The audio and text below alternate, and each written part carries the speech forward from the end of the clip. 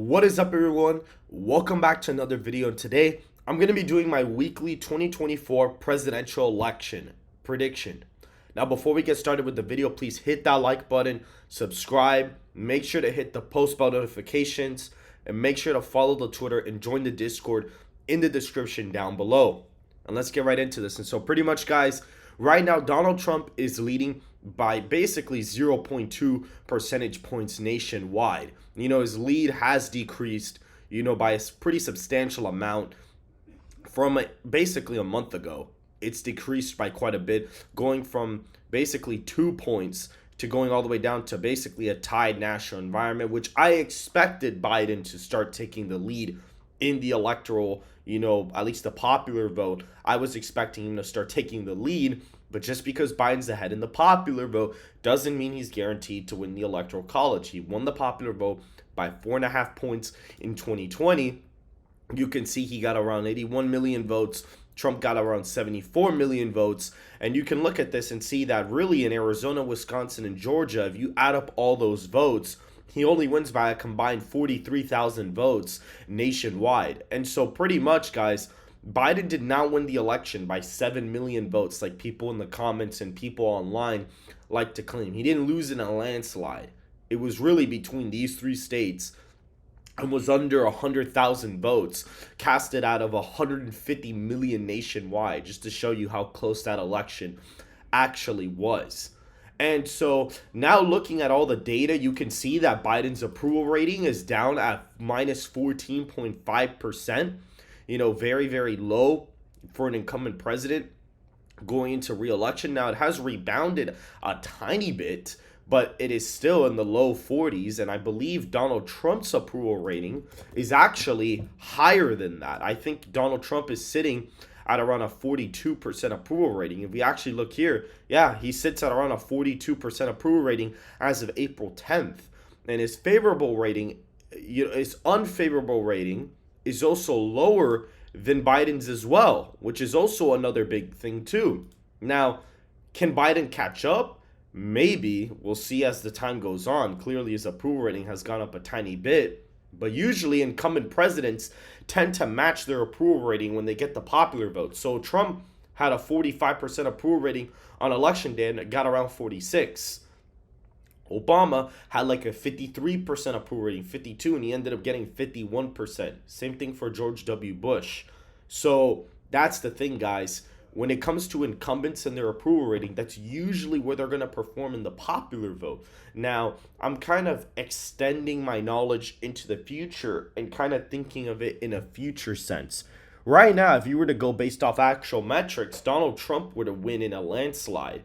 If he was really getting, 41% of the popular vote and Donald Trump was getting 42%, that would make sense, based off of that. But we're going to be going off of, the tied national environment. We're going to be going off of some of the swing state polls, and we're going to be really looking at those. And so right now, guys, the safe Republican states, Utah, Idaho, all these states, all the polls have Utah really close, but I think that it is going to be over 15 points. However, I am going to warn everybody that Utah can potentially be a sleeper flip in the 2030s for Democrats. I would not be surprised if that ends up getting closer, and I actually wouldn't even be surprised if it falls under 15 points in 2020 as of right now.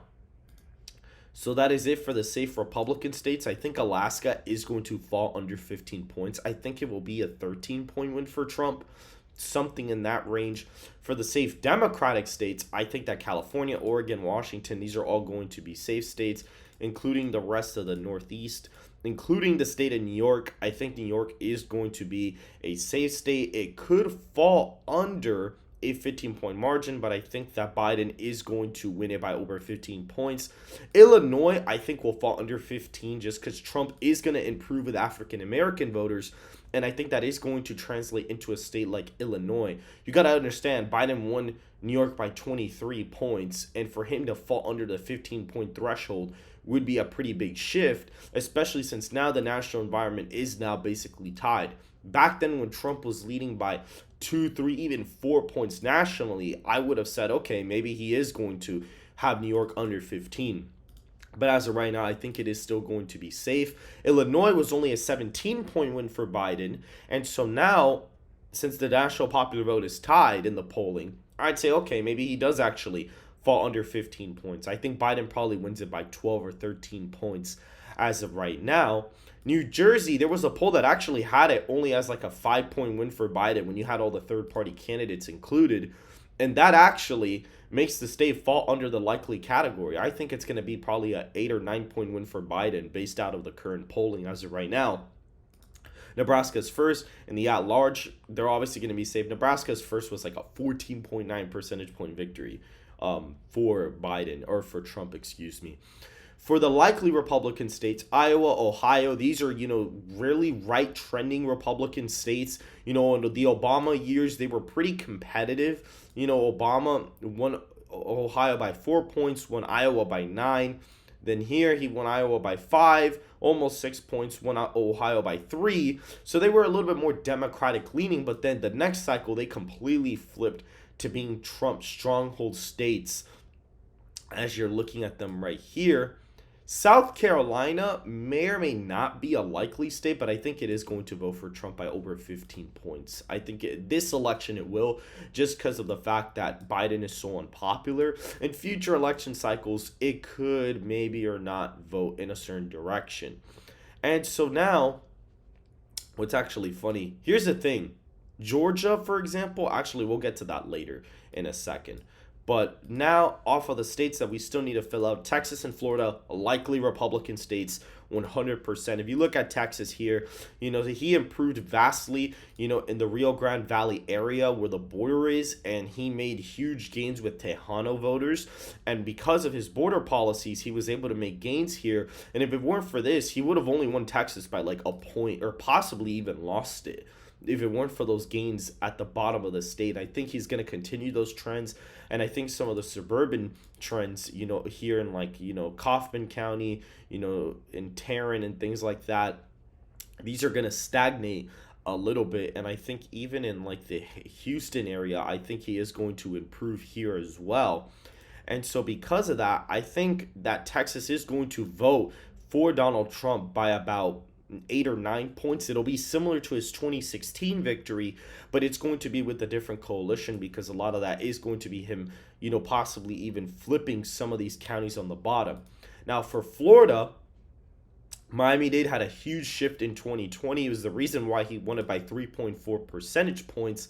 And I think that Florida is going to be an 11-point win for Trump. I think it's going to vote to the right of Texas, which technically it did during the midterms, and I think it will vote to the right of Texas. There was a poll that came out that has Trump up by 15 points in the state of Florida, with third-party candidates included, and I think that might not even be that far off. I think you're going to see, Pinellas be an easy win for Trump.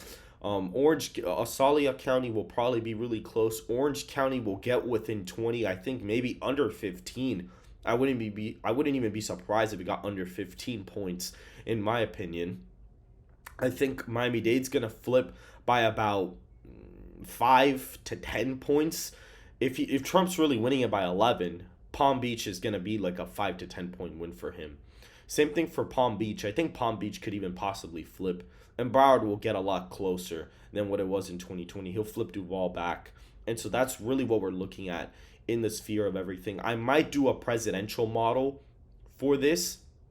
I may actually pull up the presidential model for that as of right now. Later on, I'll probably work on my model for Florida in the future. But as of right now, these are all the states that we got. Donald Trump's at 218. Joe Biden's at 180. Right now, Colorado, New Mexico, I expect them to be, very likely victories for, Biden. In the early 2000s, they were a lot closer and way more competitive. Gore actually barely won New Mexico as well. There were a lot of really close states back then, believe it or not. Florida was extremely close, but I think that New Mexico was the second closest state on the entire map.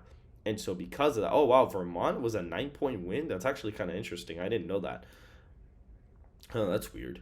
But now you can see New Mexico ended up flipping to Bush, but it ended up having like a 15-point shift in 2000, and it has theoretically gotten less Democratic than it was in 2008, but I think that this cycle it's still going to vote for Biden because here, even though the major, city areas or at least the major population centers here are Hispanics, the problem with New Mexico is that the white suburban vote is actually what keeps a Democrat in the first place. And so because of that, I think it's going to vote for Biden by probably like 6 to 7 points. And I think Colorado is going to be a 9-point win. Colorado has completely shifted away from the Republican Party. Here voted for 8 points for Bush. It was a reliably Republican state similar to Virginia. It was actually more Republican than Virginia. And now, when you're looking at this, it fell to like a 4-point when Bush still won it, but it was a little bit closer. And then Colorado, Biden, Obama completely flipped it. And then here it got closer. And then here it fell down to like under a 5-point win. So people were like, okay, maybe Colorado's taking a turn, but not really. And ended up completely shifting towards Biden and the Democrats. And even in New Mexico, it actually voted to the left of New Mexico for the first time in I don't even know how long. And so because of that, pretty sure these are going to be likely victories for the incumbent president. Virginia, I think, is going to be a likely victory for him as of right now. If the popular vote was Trump plus 2, 3, or 4 like it was a few months ago, or at least 2 months ago or a month ago, I would have said this would have been under a 5-point victory. But because Biden is kind of gaining in the popular vote, I think that Virginia is going to be a likely Democratic state. As of right now, probably a 5 to 6-point win for Biden. And so we're coming down to the closer swing states. I think Maine is kind of interesting because the polls do have Trump leading there. However, I don't think he's going to win it yet. I think Biden probably wins there by like a point or two. So I think this is going to be a state that does get closer. But at the same time, I'm a little bit iffy about it. The third-party candidates are going to push Trump closer to victory, but I'm not exactly sure. Nebraska is second. There is no polling, but based out of an educated guess and the fact that it is a left-trending district, I think it is going to vote for Biden by probably 2 to 3 points as of right now. And now we're getting into some of the closer swing states as of right now. The next state I'm going to fill out is New Hampshire. I think New Hampshire will probably be a 3 or 4-point win for Biden. It was close in 2016. However, it nearly wasn't as Democratic as it would have been in 2020. The actual state itself was not as Democratic as it was now. Now it's a way more liberal state as a whole. And I'm thinking that more than likely, Donald Trump probably ends up losing it by 3 or 4 points. Now, it doesn't like incumbents, but I think the state is just so liberal at this point with white suburban votes and, college-educated voters. I think that the state's still going to vote for Biden regardless, which puts him at 216. And now we have the state of Minnesota, which I think is going to be a lot closer than before. Biden had these really big gains, in the suburban area around Minneapolis because of the BLM riots in 2020. However, I think that some of these trends are going to reverse and Trump's going to do a lot better statewide, but I don't think it's going to be enough for him to flip it. I think he probably ends up losing it by like a 1.5, similar to 2016, actually. North Carolina. I'm actually going to put this in the likely Republican category. I think Trump wins it by over 5. I think he wins it by about 6 or 7. If we actually go to my model as of right now and we pull up my models for all of these states, I actually think that in North Carolina, if you see my model here, you can see I track everything by county. I did the model to 2020 and kind of put all the metrics like the popular vote swing and the polling lead and all this kind of stuff. And I need to fix the PV and national swing because Trump did it decrease, but it's not by enough for me to change it for the video. But if you look, my model currently has him winning it by 11 points, which is a really big shift from 2020. But I think that he probably does win it by 6 or 7 points as of right now. And if we actually go back to my Minnesota model, I do have one for Minnesota. I actually did forget that I did have one. It has Biden winning it by about 5 points.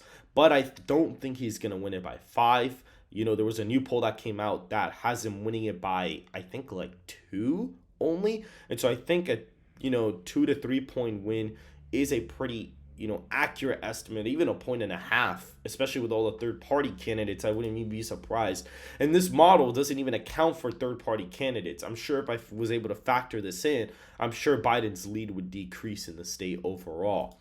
And so now going to the next state, we're going to be going to the state of Georgia, which if we go to my model as of right now, has Trump winning the state by 3.5 points. And if we go to RCP, Donald Trump is currently leading in the state by 3.8%. So the polling and the model are pretty much spot on with each other as of right now. I think it is going to be a lean margin for Trump. I think he does win it by 3 to 4 points. I believe that he's going to improve in the Atlanta area by a lot. We saw the other day he was going out, to Chick-fil-A, and everybody there was having a great time with him and whatnot. But that's more anecdotal evidence. Trump is improving with African American voters. If you did actually look, there was an exit poll that they did in the Georgia primary where it's like, okay, it was some question, like it was like, okay, if you did not participate in 2020, who are you going to vote for now? And Trump ends up getting like 23% of the black vote, and Biden gets like 76%. Like, it's a big shift. Trump in 2020 here, I think, got like 8 or 9% of the black vote in Georgia. So that would be a humongous shift in his column. And that would be enough to make Cobb County way closer, bring Fulton County back, to where it was in 2016. So I think that overall, African American turnout is going to drop, and Trump is going to make gains with them. So I think he easily wins the state by like 3 or 4 points. I think this is going to be his easiest flip from the 2020 cycle. The next state we could do is the state of Arizona, which my model, for some reason, has him winning it by 13 points, which is definitely an outlier because the average corrector here for some of the counties is really high. If I were to get rid of that, he only is winning it by 3, which I think is the more realistic scenario. I think Trump probably wins the state by like a point or so as of right now. I think he's winning it by like a point or 2 points as of right now. That's my educated guess. I think that Maricopa is going to still trend left, and that's going to carry, Biden to really winning that area by quite a bit. Not winning the area, he could lose it. Maybe he does still win it, but it is going to be closer than 2020. But at the same time, I don't know if Trump's going to win it or not, since it is such a left trending area. I think maybe Trump ends up narrowly winning Maricopa and he does get the state by like a point, but that's about it. And that puts Kari Lake in big jeopardy as of right now. Nevada, I do have it as a lean margin of victory for Trump as well. I think Trump is doing really good in the state of Nevada. In the polling average, he leads it by 3.5, which is outside of the margin of error for a Republican in Nevada. Usually the polls tend to overestimate them. And if you look at the 5-way race, Trump is actually up by a likely margin in the state. And so looking at my model, he is currently up in Nevada by 5 points as of right now. So I'd say a 3 or 4 point victory for him is the more realistic scenario as of right now. I think he is going to make massive gains in the Clark County area. I think he is going to narrow this up under 5 points, and that's going to grant him the victory in the state. And he might even possibly win Washoe County, but we'll get to that at a later date. And so Nevada will be a flip for Trump as well, and he's right below the threshold of 270. He just needs one more Rust Belt state to win this election prediction scenario. And we're going to go to Wisconsin, where he is winning the state by 4.9%. And if you look at his polling average, he is ahead in the state by 0.6%. Now, you might say, okay, well, that's really, really close. The problem is Wisconsin is always really off in polling data. Biden was up here by 6.7%, and he only won it by 0.7. That was a 6-point miss. So theoretically, if you were to apply that here, Trump would actually be winning the state by about 6 points, and my model has him winning about 4.9. Now, there are some left trending counties here, like Ozaukee and a couple of the inner city areas. So I'd say, okay, he probably does win it by 3 or 4 points, similar to Nevada and Georgia as of right now. I'd say he wins it by maybe 2 to 3 is the more accurate guess. Right now, my model does have him winning it by 4.9% as of right now. Pennsylvania, if we go to Pennsylvania, my model currently has him winning it by, I think it's 1.4%. Yeah, he's winning by about 1.4% as of right now. And if you look at the polling data, what's actually funny about this that people don't really get into is if you actually look at the third way matchups, Pennsylvania is actually Trump's biggest lead. If you actually look here, he's leading by 1.6 in Wisconsin. If you look at Michigan, let's actually go to Michigan. If we go to Michigan's polling lead in the five-way race, Trump is up by 2.2%. And I think either Trump is going to either match that or he's going to be ahead in the state. If we actually look here, okay, look, he's tied in Michigan in the three-way scenario. So we can't really discern whether or not he's ahead in Michigan, ahead of Michigan, but he's basically tied in Michigan. So funny enough, that may be his biggest lead in the polling averages when you actually look at the three-way race.